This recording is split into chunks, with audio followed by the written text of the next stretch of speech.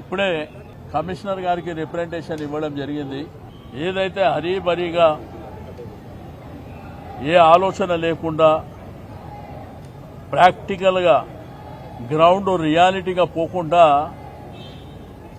ఏదో ఆఫీసులో కూర్చొని ఒక ల్యాప్టాప్ ఓపెన్ చేసి గూగుల్ మ్యాప్ తీసుకొని మరి ఆ 300 డివిజన్లని చిందరవందర చేసినటువంటి సందర్భం.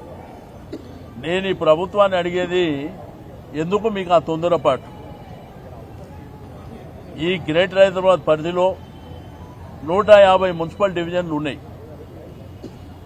కనీసం ఈ కార్పొరేటర్లతోని మాట్లాడడం కానీ, శాసనసభ్యులు శాసన మండలి సభ్యులతో మాట్లాడడం కానీ, బస్తీ సంఘాలు, కాలనీ సంఘాలు, అపార్ట్మెంట్స్, గ్రేటెడ్ కమ్యూనిటీస్ వీళ్లతోని ఎవ్వరితోనూ కూడా సంప్రదింపులు జరపకుండా, ఫీల్డ్లో పోయి ప్రజలతోని సంప్రదింపులు జరపకుండా మీరు హరీబరీగా 300 డివిజన్లు చేస్తున్నామని చెప్పి ఎవరిని అడిగారు మీరు?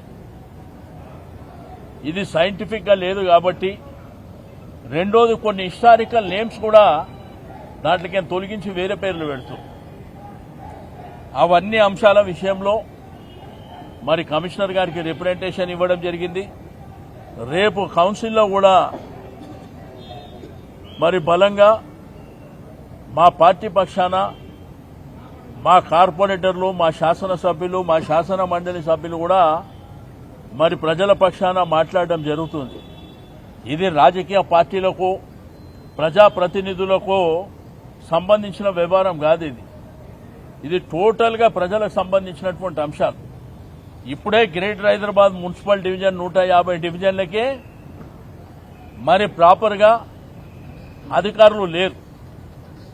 కొన్ని దగ్గర ఏఈలు లేరు, కొన్ని దగ్గర ఈఈలు లేరు. మరి జిహెచ్ఎంసీలో వేరియస్ డిపార్ట్మెంట్స్ ఉంటాయి, వాళ్ళ దగ్గర కూడా సరైనటువంటి మ్యాన్ పవర్ లేదు. మరి ఇక్కడనే మ్యాన్ పవర్ లేకపోతే ఆ 150 డివిజన్లను తీసుకొచ్చి మీరు ఏ పద్ధతిలో గడుపుతున్నారు? రెండోది, సైంటిఫిక్గా కూడా లేదు. ఒక దగ్గర 20,000 ఉంటే ఒక దగ్గర 60,000. ఎప్పుడైనా కానీ వేరియేషన్ అనేది 5% ఉండాలి. ఈ 5% వేరియేషన్ లేకుండా మరి ఇష్టానుసారం చేసుకోవడం అనేది సరైనటువంటి పద్ధతి కాదు. ఒకటి, రేపు కౌన్సిల్లో కొట్లాడతాం, రేపు లీగల్గా కూడా కొట్లాడతాం. ఎట్టి పరిస్థితుల్లో ఇది ఒక పద్ధతి ప్రకారం చేస్తే మాకు అభ్యంతరం లేదు. ఇప్పుడు ఫర్ ఎగ్జాంపుల్ మేడ్చల్ కాన్స్టిట్యున్సీ 3 కార్పొరేషన్లు, మరి దగ్గర 7 మున్సిపాలిటీలు. తెలంగాణ రాష్ట్రంలోనే అతిపెద్ద కాన్స్టిట్యున్సీ అది. వాళ్ళందరినీ తెచ్చి దీంట్లో కలిపితే అక్కడ కూడా ఓ పద్ధతి పాడు లేదు. మల్లారెడ్డి గారు చెప్తారు డీటెయిల్గా. కాబట్టి మేమందరం కూడా కమిషనర్ గారికి చెప్పినాం, ఇది ఒక పద్ధతి ప్రకారం చేస్తే ఎవరికి అభ్యంతరం లేదు.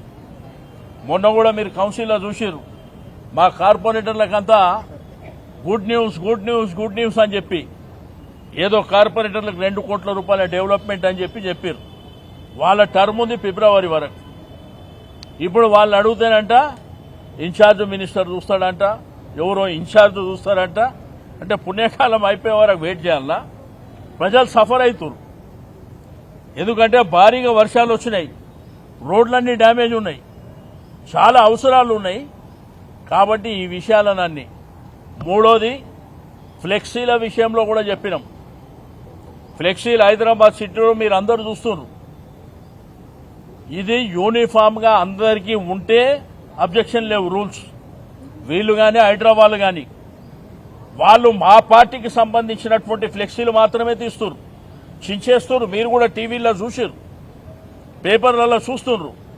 వాళ్ళది మాత్రం ఇప్పుడు గ్లోబల్ సబ్మిట్ జరిగింది, అది ఎవరికి అభ్యంతరం లేదు, అది పెట్టుకోవచ్చు. రాజకీయ పార్టీలకు సంబంధించినటువంటి మరి మాయి పెడితేనేమో తీసేస్తున్నారు.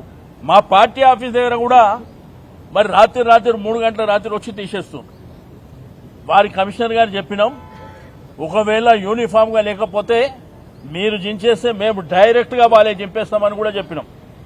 ఎందుకంటే పద్ధతి అనేది అందరికి ఒకటే పద్ధతి ఉండాలి.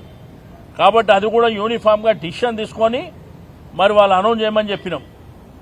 రెండోది, రేపు జరగబోయే కౌన్సిల్లో మాత్రం తప్పకుండా ఏవైతే నేమ్స్ మార్చినాయి కానీ లేకపోతే ఆ బౌండరీస్ ప్రాపర్గా లేనివి కానీ అవన్నీ విషయాలను కూడా మరి మాట్లాడడం జరుగుతుంది.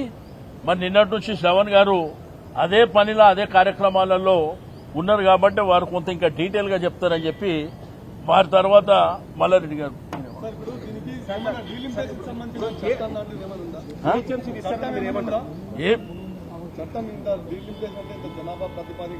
అదే విషయాలు వారు అడిగేది. ఇప్పుడు నోటిఫికేషన్ గెజిట్ ఇచ్చారు అయితే ఆ విషయం కూడా ఇప్పుడు అడిగాడు, చెప్తాడు. మేమేమంటలేమండి, ఇది రాజకీయ పార్టీలకు రాజకీయ వ్యవస్థలకు ప్రజాప్రతినిధి సంబంధించింది కాదు.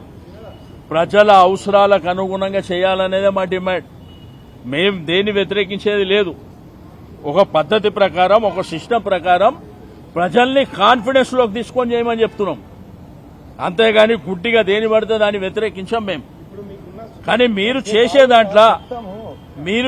దాంట్లో మరి మీ అడ్మినిస్ట్రేషన్ లోపల ఈ 300 డివిజన్లకు సరిపడేటువంటి స్టాఫ్ ఉన్నదా అది చూసుకునరా.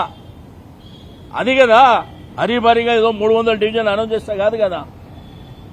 వాళ్ళ అవసరాలకు అనుగుణంగా మీ దగ్గర ఆ ప్రాపర్ స్టాఫ్ ఉన్నదా లేదా, వాళ్ళ మౌలిక వసతులు ఎన్ని కార్పొరేషన్ చేయాలని మీ అభిప్రాయం? మేము అవన్నీ ఏం చెప్పామంటే వాళ్ళు 100 చేసుకుంటే చేసుకోమని చెప్పు. దానికి కాదు, ఎలక్షన్ల ఫైట్ చేయడానికి మేము అవన్నిటికీ సిద్ధంగా ఉంటాం.